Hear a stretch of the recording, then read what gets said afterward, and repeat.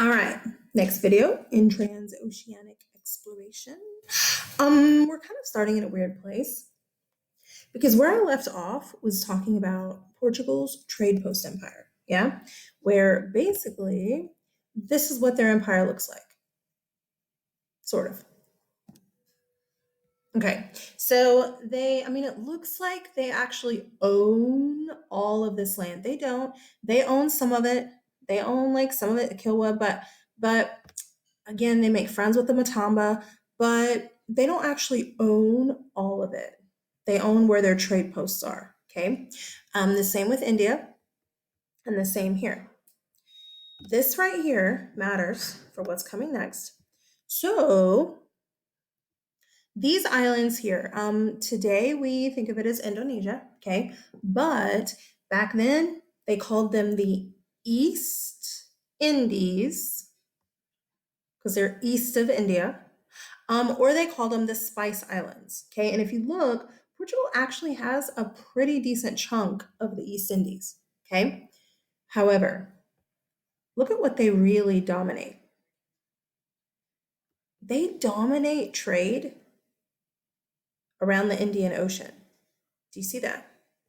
Spain has figured out what they're doing, so Spain's kind of following, but Spain's having a little bit of a problem at first because Portugal has so many trade posts and they've made nice with so many of the native Africans that Spain doesn't have a place that they can really get a foothold yet into Africa.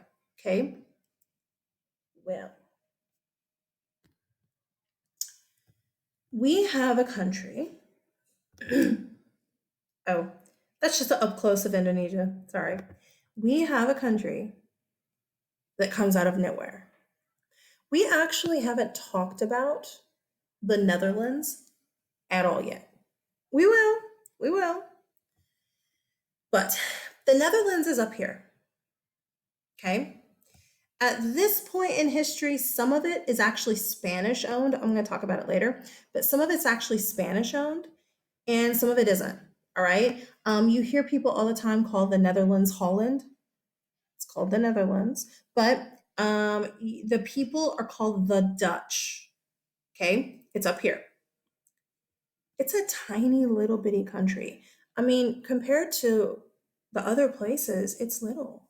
I'm not being rude, but do you often expect a lot from a tiny little country? Yeah, nobody else expected anything from them either. However, the Netherlands is kind of watching what's going on, and out of nowhere, they show up with the largest ship fleet in the whole world. What? For the last several years, they've been importing a whole bunch of lumber and they've been building ships. They have the biggest ship fleet in the world, not the strongest, but at this point, the largest ship fleet. They don't even have a big enough population to man all those ships. So they have to actually like hire mercenaries, hire sailors. At this point, they shouldn't be called mercenaries, but that's okay. But they have to hire sailors from like other countries because there's not enough population of Dutch, which is just crazy. And out of nowhere, all of a sudden, they have this massive ship fleet that they take through here. Do you think that other countries notice this massive ship fleet going past? Yeah. I'm sure France was like, dang, who are they going to war with? And I'm sure Spain and Portugal were like, dang, where are they going? Well, you know how Spain just copied the route that Portugal was going? So did the Dutch. The Dutch are going to go all the way around Africa. They're going to go all the way around India. They're bypassing all of this. They come here to the East Indies. They get out, fight, fight, fight. They kick the Portuguese out, completely out of the East Indies. So everything that Portugal owned here, everything, Portugal gets kicked out. The Dutch now have an empire here.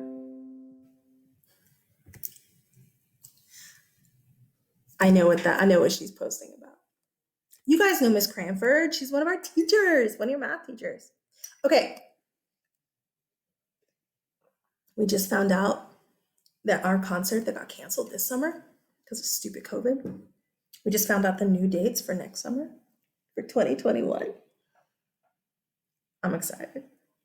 And I know that's what she's commenting on. Okay, so anyway. Okay. Motley Crue, Poison, Def Leppard, Joan Jett. Yes. Okay, so anyway, all of this now, Dutch. Look, if you look at the Netherlands on a map, it's like this big. It's tiny. Their colonies are way bigger than they are, which is just cool to me. This whole area here is for a pretty good while going to be called the Dutch East Indies. And the Dutch are going to have definitely a monopoly on spices from here. By the way, what's a monopoly? You know, you played the game Monopoly, and like we've never finished the game Monopoly.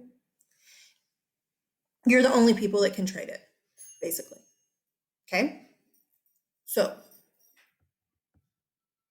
España. We have a guy. Oops. There we go. All right, we have a guy.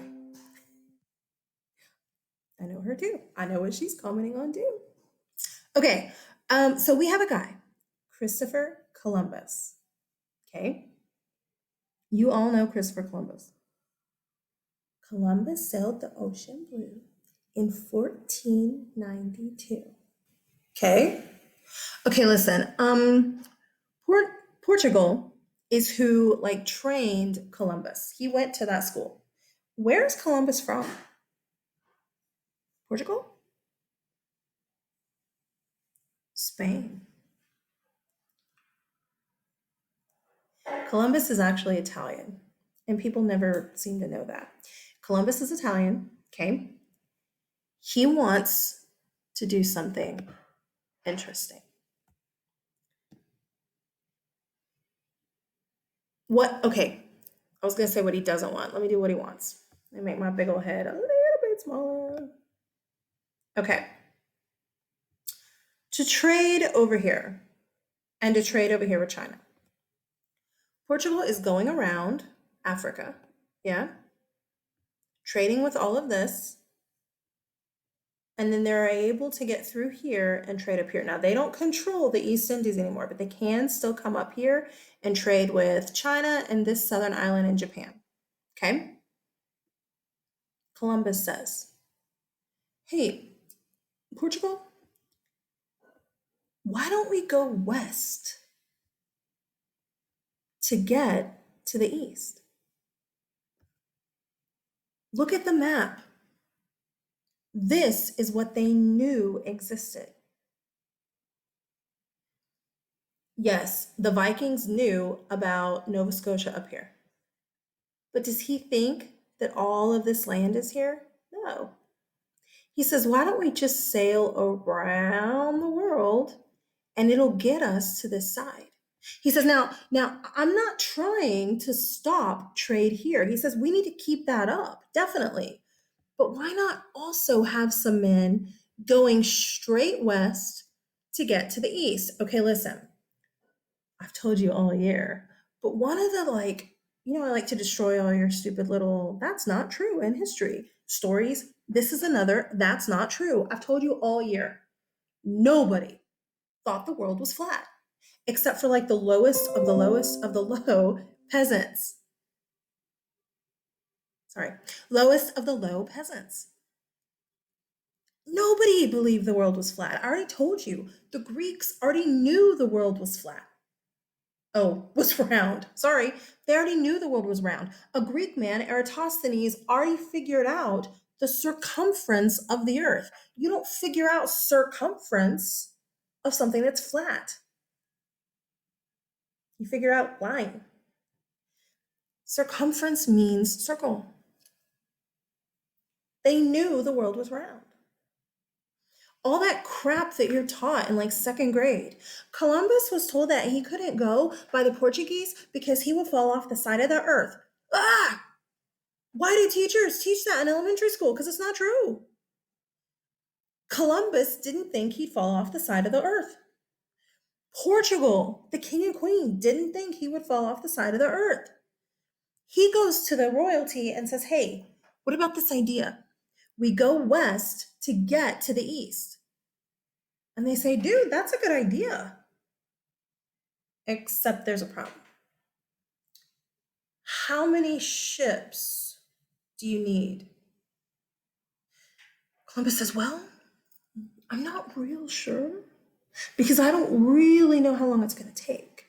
See, they have a circumference, a size of the earth, but it was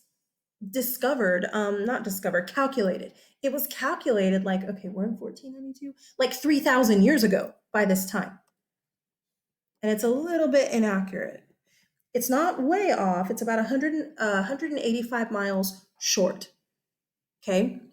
It's pretty close. But Columbus says, well, I don't really know for sure how long it's going to take to get all the way around the world. So I don't really know how much food I need. I don't really know how many supplies I need. I don't really know how big my crews need to be. I don't know how many ships. The issue is not Columbus falling off the side of the earth. The issue is that of money and the unknown. They don't know how much to send with Columbus. They don't know how much of anything. How much money, how much food, how many crew members, how many ships. They don't know how much of anything to send. Well, is it smarter to keep doing what you know than what you don't?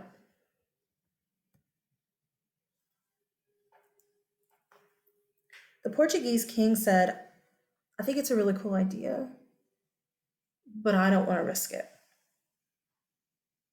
So Columbus goes to Spain. He goes to where?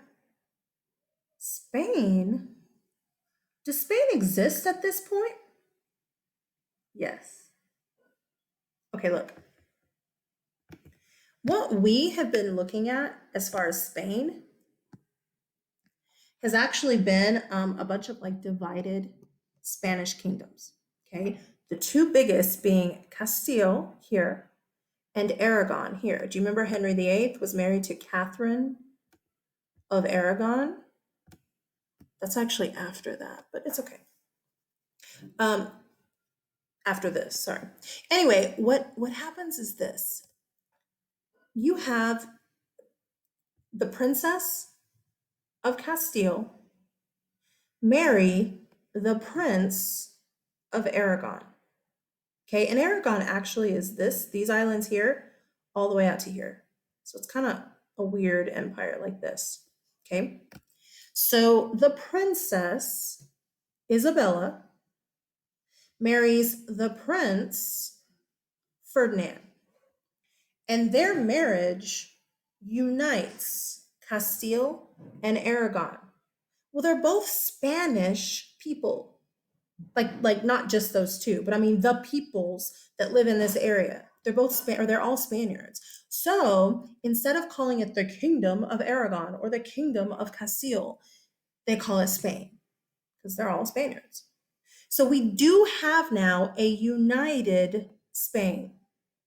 I don't know when Navarre comes in. Like I don't know when it gets sucked into Spain or Granada. Whoa, or Granada, but who cares? But we do have Spain now. Okay. This is Ferdinand and Isabella. Here we go. King Ferdinand, Queen Isabella.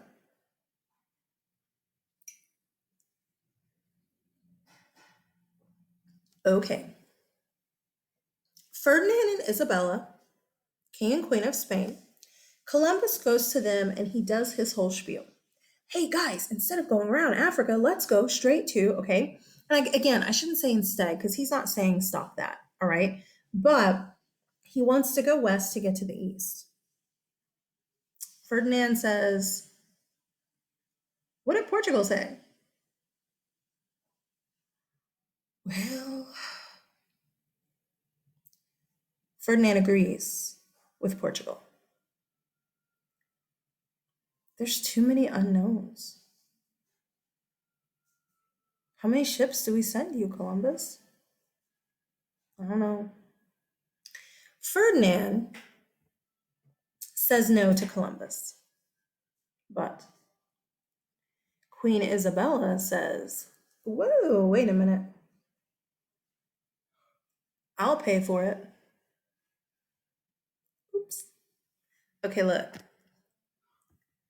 Queen Isabella, oops, I went way too far back.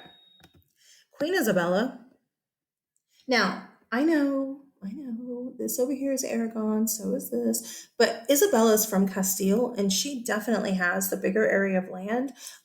She has the wealth too, okay? And I think, hold on, because I can't remember something. Just hang with me while I look up something for a second. Um, Hold on. Let me check something. Ah, nope. Different one. No, it isn't. That's what I was thinking. Yeah. Guys, I was thinking that, but I wasn't positive and I didn't want to say it without double checking. Catherine of Aragon, who married Henry VIII, remember the first wife of Henry VIII? Um, Remember this picture? Here we go. Remember her? She's their daughter.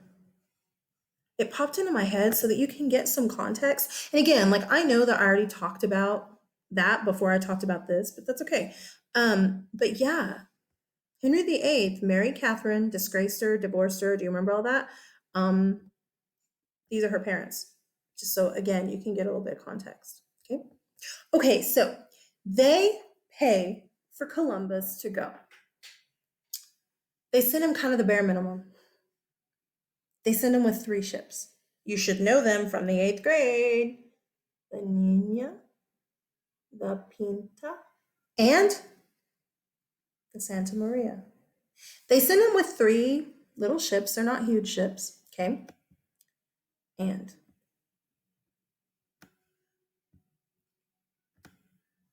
there we go. Okay, Columbus sets off. Okay, guys, he does not go straight, and there's a reason. If we go back and look at this map right here, he's trying to get down here. China. If he goes straight, he's going to run into up here, Korea. Well, that's okay, but do you see anybody trading there? No. So he's trying to get down here to China. Well, in order to get to China, he's got to go at a southerly angle. Do you see that? So that he'll get around and hit China. All right. That being said, he does shoot it a little bit too low. All right. And he will end up in the Caribbean. I don't have a world map up. Sorry. But he will end up hitting the Caribbean. Okay. Okay, listen. Another thing that you're always told about Columbus by people. Here we go. Where he lands, okay, is up here. You're always told. Well, he called the people Indians because he thought he was in India. You want me to destroy that story too? Because I can. He did not think he was in India.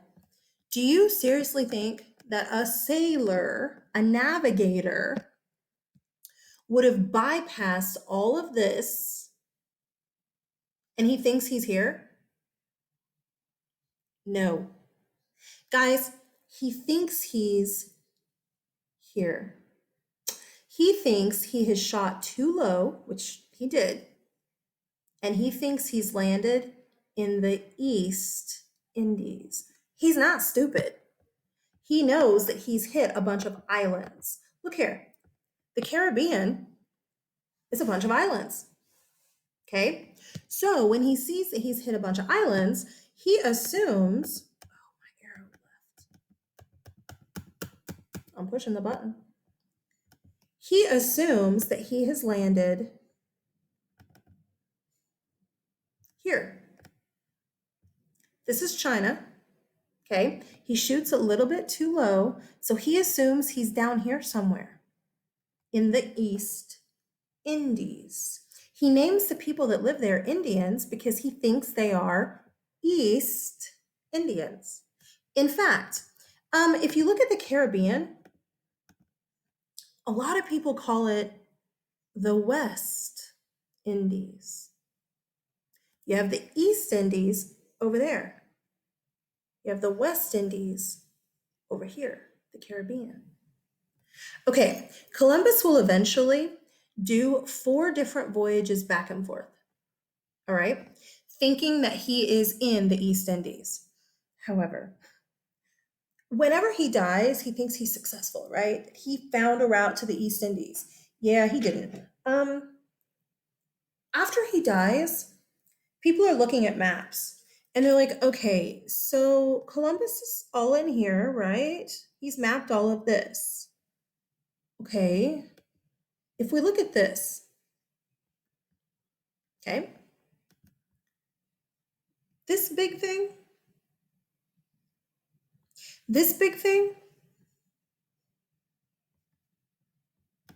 where is that?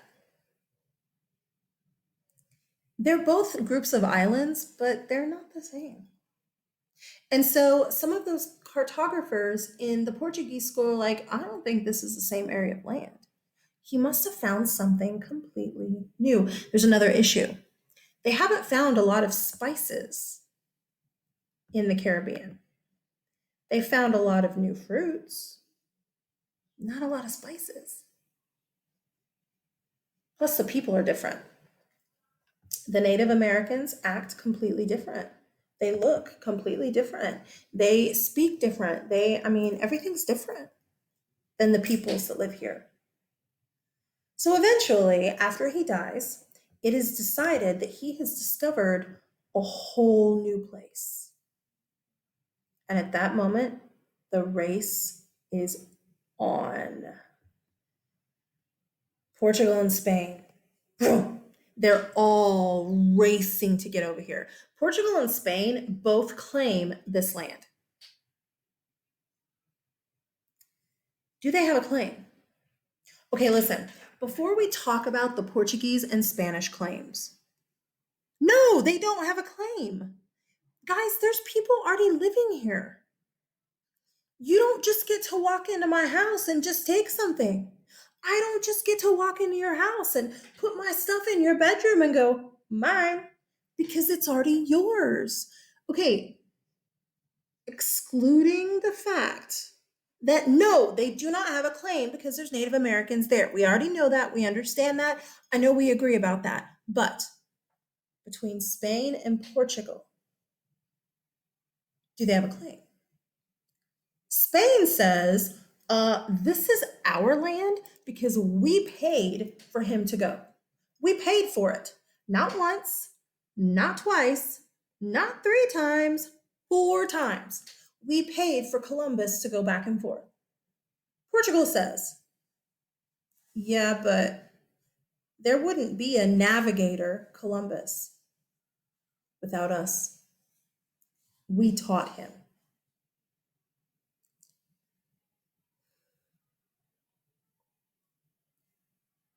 Does Portugal have a claim? Some kids agree, some kids don't, and that's up to you. But regardless, Portugal and Spain are literally about to go to war over this land until the Pope steps in. The Pope steps in and says, okay, enough. Something has to be done. Some kind of agreement has to be made. We don't want war between 2 hardcore Catholic countries. So we're going to make a treaty. The treaty that is made is called the Treaty of, where is it? Here it is. Tordesillas. Okay, kids are always like, the Treaty of Tortillas. Yeah, just keep learning it that way. I promise that will be a answer on your test. And if you learn it that way, you're going to be dumb and mark it.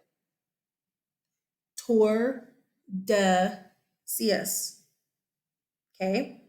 The Treaty of Tordesillas basically creates an imaginary line in what has already been discovered. Everything to the west of that line, Spain gets. Everything to the east of that line, Portugal gets. Okay, that's going to stop them from fighting. Okay, listen. It's easy for us to look at this line and go, ya morons? They hadn't discovered everything else yet. Okay? This is the Treaty of Tordesillas.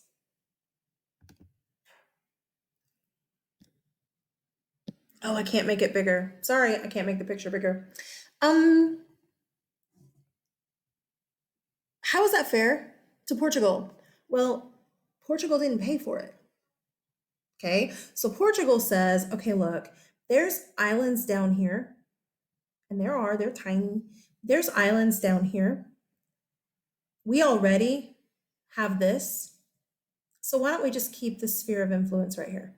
They say, we agree, you paid for it.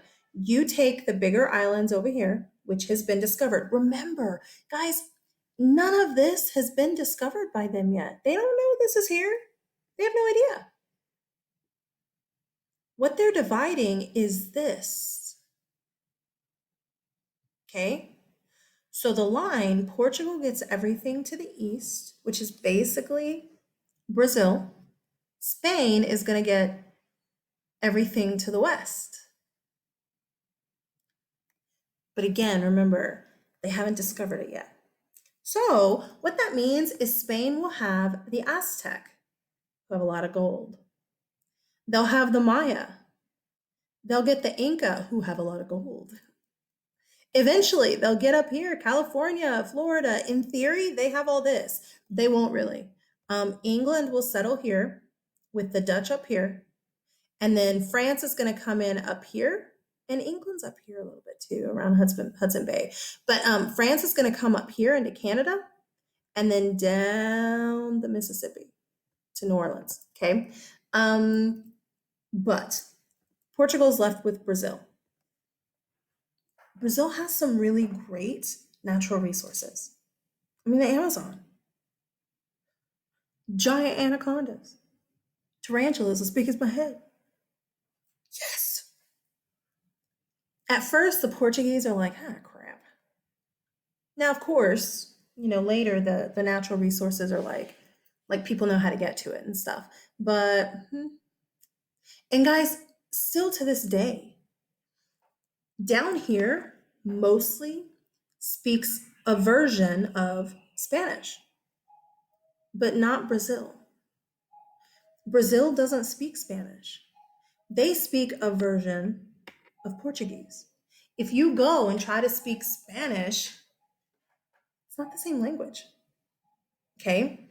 They speak Portuguese-ish. It's a little bit different from like normal Portuguese because it's been mixed with like Amazonian languages, but basically it's Portuguese.